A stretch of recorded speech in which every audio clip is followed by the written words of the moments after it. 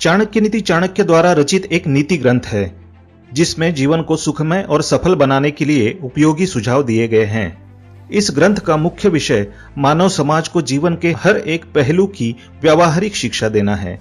चाणक्य एक महान ज्ञानी थे जिन्होंने अपनी नीतियों के बदौलत चंद्रगुप्त मौर्य को राजा की गद्दी पर बिठा दिया था।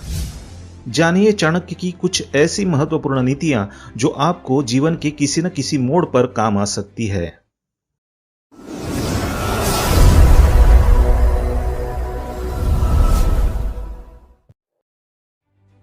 नमस्कार दोस्तों, स्वागत है आप सभी का एक बार फिर से।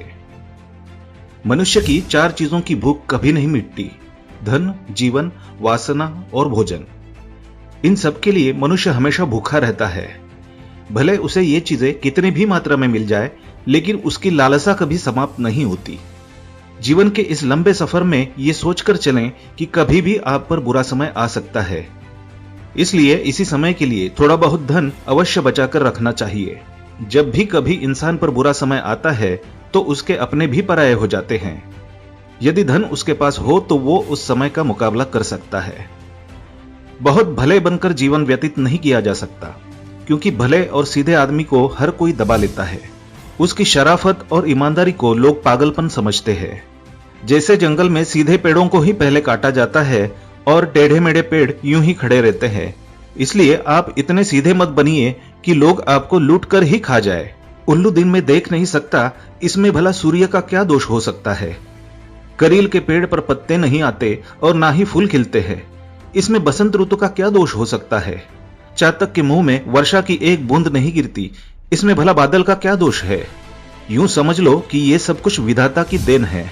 ईश्वर महान है, सर्वशक्तिमान है। इस संसार की सारी बागडोर ईश्वर के हाथ में है। ईश्वर ही राजा को दास और दास को राजा बना देता है। ईश्वर ही गरीब को अमीर और अमीर को गरीब बना देता है। ईश्वर पर भरोसा रखो, क्योंकि वही सबका ख्याल रखता है। हर पहाड़ के अंदर हीरे नहीं होते, हर हाथी के मस्तक पर मुक्ता नहीं होती, सब स्थानों पर अच्छे आदमी नहीं मिलते, हर स्थान पर चंदन नहीं होता, हर चमकने वाली चीज सोना नहीं होती। ये सारी दुनिया विवादों से घिरी हुई है। इसलिए जीवन में कोई भी निर्णय लेने से पहले अवश्य सोचना चाहिए। जैसे हाथी बूढ़ा होने पर भी चंचल रहता है, गन्ना कोल्हू में पेरे जाने पर भी अपनी मिठास नहीं छोड़ता, और सोना आग में तपने के बाद भी अपनी चमक नहीं खोता, इसी प्रकार से अच्छे चरित्र वाले लोग कहीं भी चले जाएं, वे अपने गुणों को नहीं छोड़ते। कुछ पागल इंसानों ने पत्थर के टुकड़ों को ही रत्न मान लिया है, लेकिन दोस्तों, असली रत्न तो केवल अनाज, पानी और ज्ञान ही होते हैं, और इन तीनों रत्नों से बड़ा और कोई रत्न नहीं हो सकता। पाप और पुण्य में क्या अंतर है? मेरे शत्रु कौन है और मित्र कौन है? मुझे किस कार्य में लाभ हो सकता है तथा किसमें हानि हो सकती है, ये सोचकर मनुष्य को अपने जीवन का हर कदम उठाना चाहिए। कठिन काम पड़ने पर सेवक की, संकट के समय भाई बंधु की, आपत्ति काल में मित्र की तथा धन का नाश होने पर अपने पत्नी की परीक्षा होती है। शेर से 1, बगुले से 4, कौवे से 5, कुत्ते से 6 और बाघ से 3 गुण मनुष्य को सीखने चाहिए। काम भले ही थोड़ा करो, परंतु मन लगाकर करना चाहिए। इंसान को यह शेर से सीखना चाहिए। समय के अनुसार अपनी शक्ति से काम करने का गुण बगुले से सीखना चाहिए। ठीक समय से जागना, सोना, लड़ना, झपट कर भोजन करना, ये गुण मुर्गे से सीखने चाहिए। समय समय पर संग्रह करना, चौकस रहना, दूसरों पर विश्वास न करना, ये गुण कौवे से सीखने चाहिए। बहुत भूख में भी संतुष्ट रहना, गहरी नींद में सोते हुए भी जागते रहना, मालिक की वफादारी करना, ये गुण मनुष्य को कुत्ते से सीखने चाहिए। यदि धन का नाश हो जाए, मन की शांति भंग हो जाए, तो इन सब बातों को बुद्धिमान लोग दूसरों को नहीं बताते हैं। जो व्यक्ति दूसरों को बताने की भूल करते हैं, लोग उनका मजाक ही बनाते हैं। अपने हाथों से किया हुआ काम सबसे श्रेष्ठ होता है, इसलिए मनुष्य को अपना हर कार्य अपने हाथों से ही करना चाहिए। अंधाधुंध खर्चा करने वाला तथा जो अपनी आमदनी से अधिक खर्चा करता है और दूसरों से झगड़ा करता है, ऐसे लोग कभी सुखी नहीं रह सकते। जैसे धरती खोदने से उसमें से पानी निकलता है, वैसे ही गुरु की सेवा करने से विद्या प्राप्त होती है। ये बात सदा याद रखें कि गुरु की सेवा के बिना इंसान कभी अच्छी शिक्षा प्राप्त नहीं कर सकता। जो नारी अपने पति का कहना नहीं मानती और व्रत रखती है, ऐसी नारी अपने पति की आयु कम करती है। ऐसी नारियों को यह सोचना चाहिए कि पति की आज्ञा के बिना चलना उनके लिए कभी भी लाभदायक सिद्ध नहीं हो सकता। उनके लिए स्वर्ग की प्राप्ति केवल पति की सेवा से ही संभव है। जीवन का अर्थ यही है कि इसे सदा अच्छे काम में लगाए रखें। अच्छे भले ज्ञान के कामों से पुरुष महान बनता है। ये मत भूलो कि जीवन अस्थायी है, इसलिए जीवन के हर पल का उपयोग किसी अच्छे कार्य के लिए किया जाना चाहिए। जब तक जीवन है तब तक हर चीज में आनंद है, किंतु जैसे ही मृत्यु आकर जीवन का अंत कर देती है, इसके साथ ही हर चीज का अंत हो जाता है। पुरुष आदिकाल से ही चंचल है। इस संसार में भगवान को छोड़कर हर चीज अस्थायी है। लक्ष्मी तो रमणी है, सदा नृत्य करती है।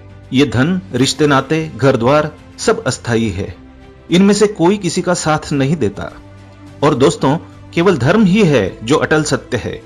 ये ज्ञान का भंडार है। दूसरों का भला चाहने वाले ही आत्मिक शांति प्राप्त कर सकते हैं। इंद्रियों पर संयम और जीवों पर दया करने से ही मुक्ति मिलती है। कर्म से ही इंसान छोटा बड़ा बनता है। इसलिए सदा अच्छे कर्म करो और बुराई से दूर रहो। अच्छे कर्म करने से ही जीवन में शांति और सुख की प्राप्ति होती है। जिस तरह से फूलों में खुशबू, तिलों में तेल, लकड़ी में आग, दूध में घी, इन सब चीजों को बाहर से देखकर आप इनके गुणों के बारे में अंदाजा नहीं लगा सकते, क्योंकि ये गुण बाहर से दिखाई नहीं देते। इन गुणों को पहचानने के लिए बुद्धि की आवश्यकता होती है। ठीक इसी प्रकार मानव शरीर में आत्मा का निवास होता है। किसी आत्मा को हम शरीर से अलग करके उसे पहचान नहीं सकते। केवल अपने विचारों से ही इसकी परख कर सकते हैं। देवता मिट्टी की मूर्तियों अथवा मंदिरों में विद्यमान नहीं है। देवता तो केवल हमारी आत्मा और हमारी भावनाओं में बसे हैं। जैसी आपकी भावनाएं होंगी वैसा ही देवता का रूप होगा। भावनाओं का मनुष्य के जीवन पर हर पहलू में प्रभाव पड़ता है। जैसे किसी मनुष्य की भावना होगी वैसा ही फल मिलेगा। इसलिए अच्छा फल पाने के लिए अपनी भावनाओं को शुद्ध रखिए।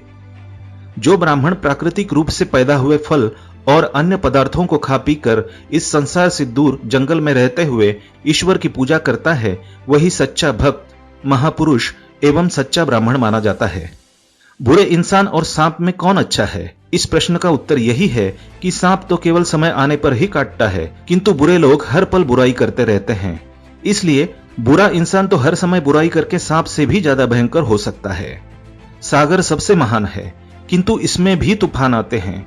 अपनी सारी सीमाएं तोड़कर विनाश भी कर देता है, परंतु सच्चे साधु और ज्ञानी लोग कभी भी अपनी सीमाएं नहीं तोड़ते।